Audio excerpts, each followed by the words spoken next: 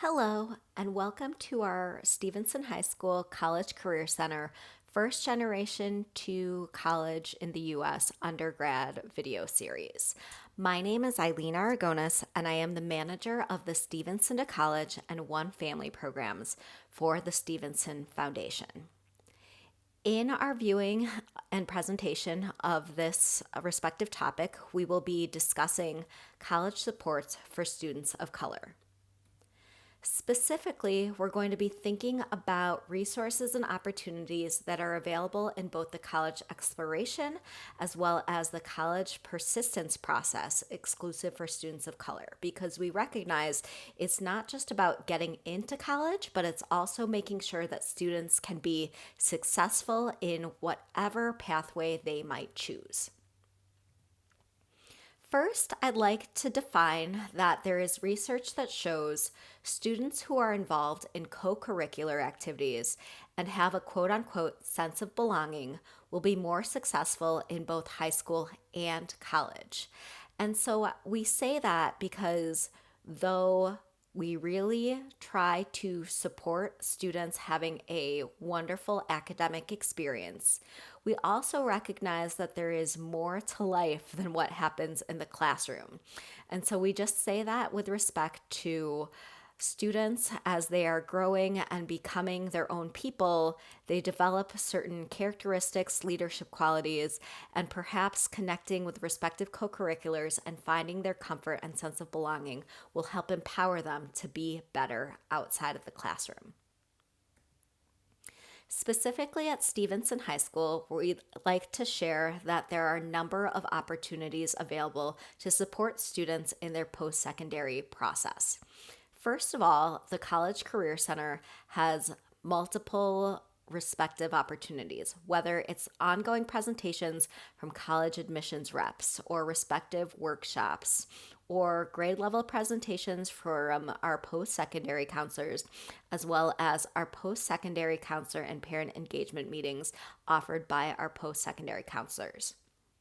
Additionally, there's PATES, the Patriots Applying to School Lunch and Learn group, which is facilitated exclusively for students that are first generation to college and led by a number of the school counselors at Stevenson. There is also a number of career exploration and research classes and programs offered by our career resource specialist at Stevenson. And finally, we have our Stevenson to College program that also supports a number of first generation to college students in their post-secondary process. In addition to what's offered by the College Career Center, there are some other post-secondary preparation opportunities. First, the Student Learning Programs Department offers test prep courses both during the school year as well as during the summer. Additionally, during summer school, there is a college essay writing workshop that is about 1 week long, where students are able to really develop their ideas for how they would like to portray themselves in an essay to college admissions reps.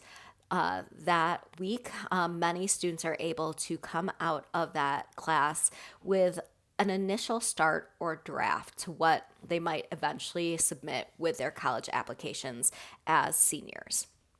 Finally, from our student activities and student services departments, there's a number of cultural and affinity groups and events that are offered.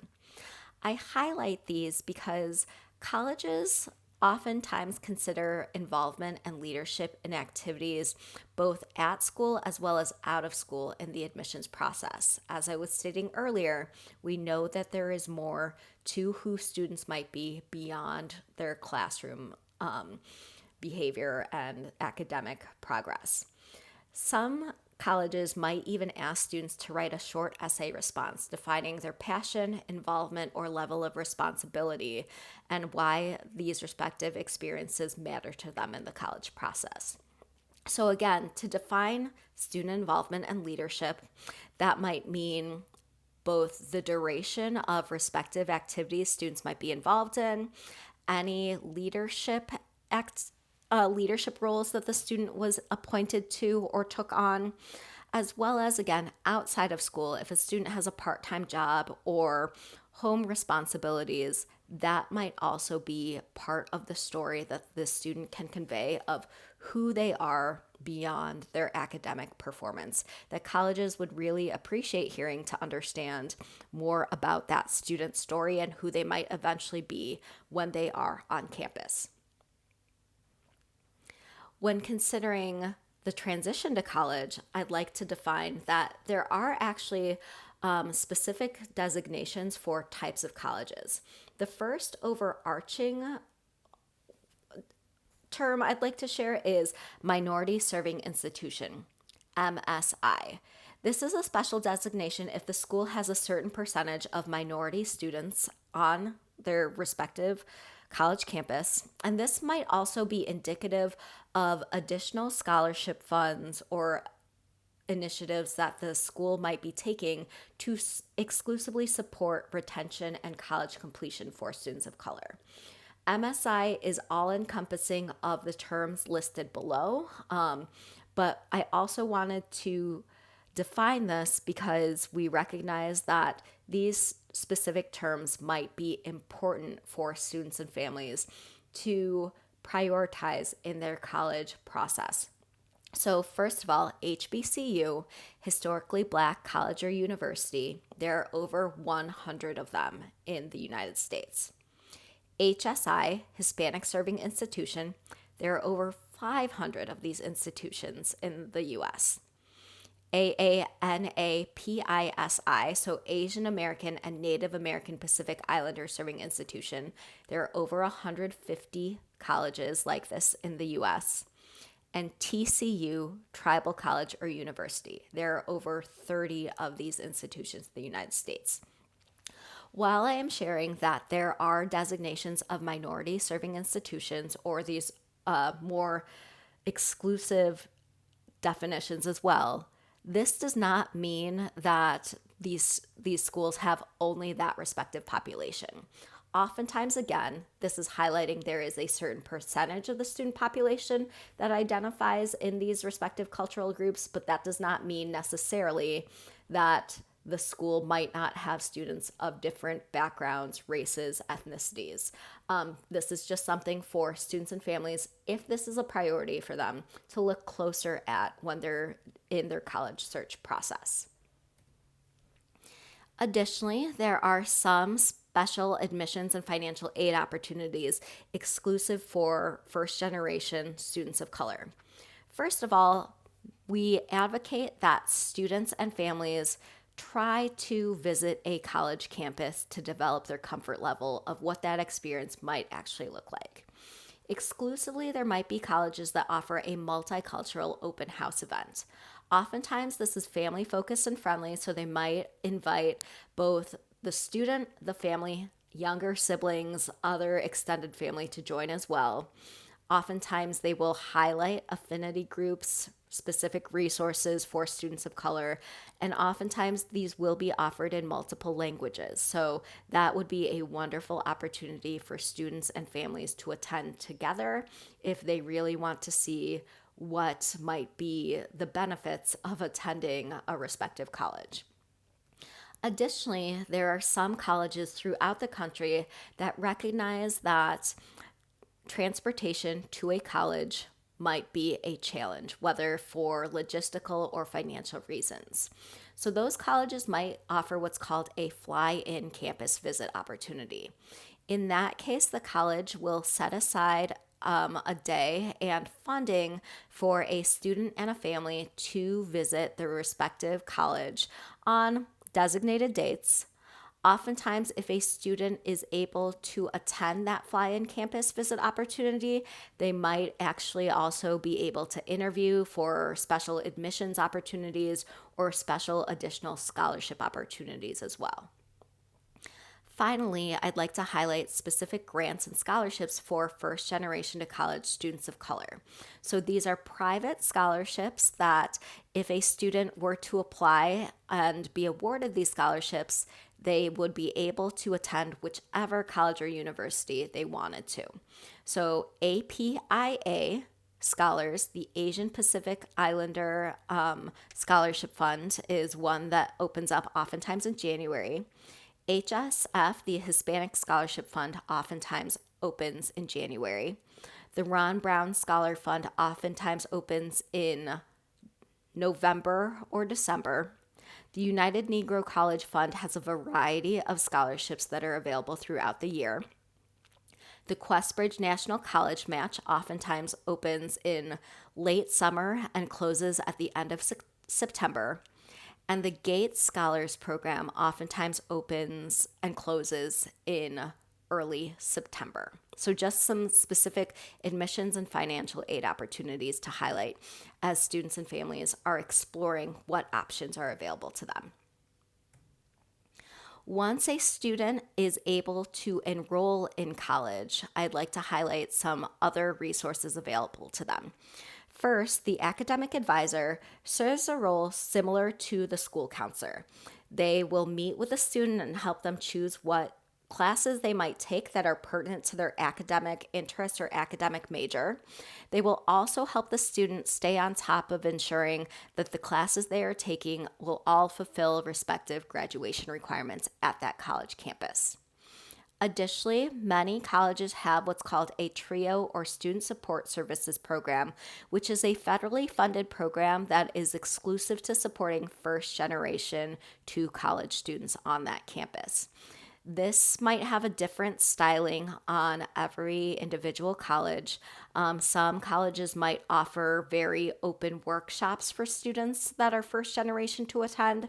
Some might have an exclusive admissions application process for students to join.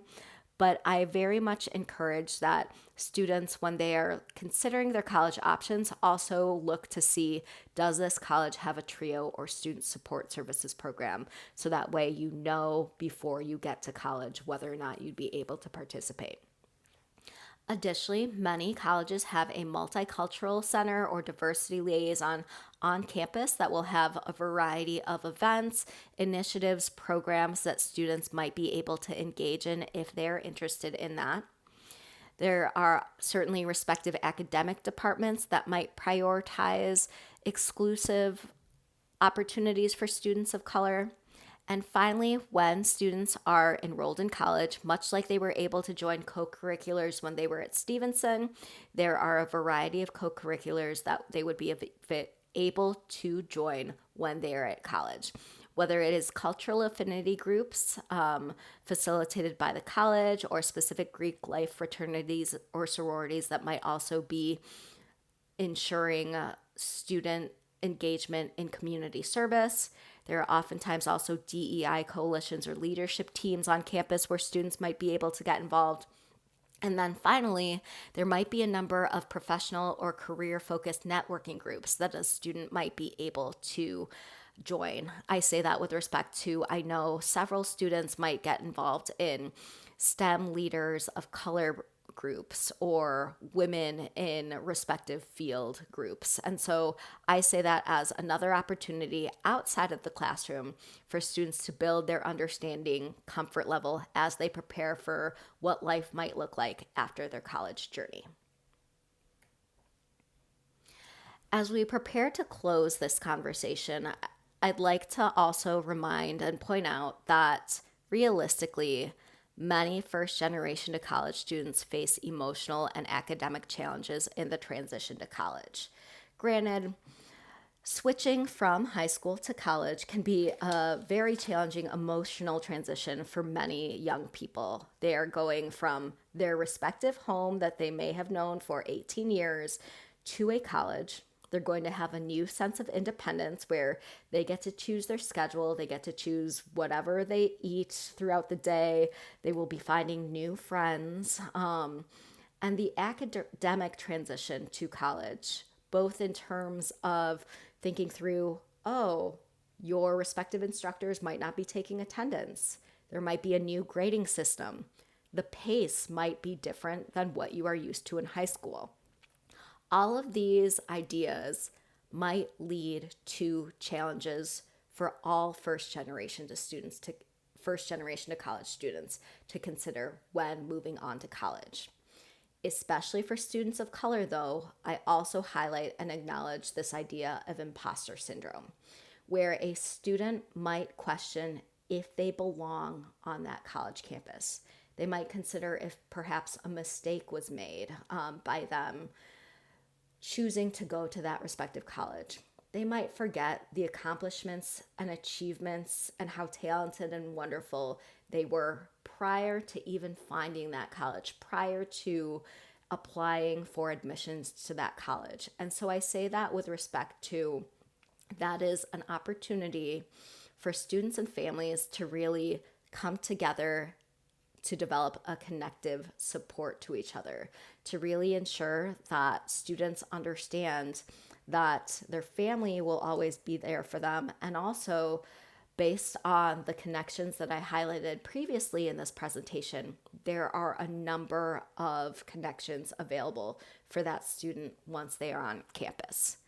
Again, I'd like to define for all of us to keep in mind that the college process, both the exploration and preparation aspects while the student is in high school, as well as the enrollment and persistence process, can feel overwhelming for students and families alike. But again, we'd like to highlight and hit home that the key to success is recognizing that there are ample resources available, especially for first generation college students of color. Again, part of why we are framing all of these wonderful resources through this First Generation to College series is to note that families and students are not alone in this process. And we highly recommend that students and families reach out both at Stevenson as well as once they head off to college to make sure that they recognize that those connections are there to support them. So again, thank you for joining us in our First Generation to College series. We hope that you were able to learn a few resources and opportunities available exclusively for First Generation to College students of color. And if you have any questions, we welcome you to reach out. But at this time, I'm going to turn things over to my colleagues to take over the rest of this presentation.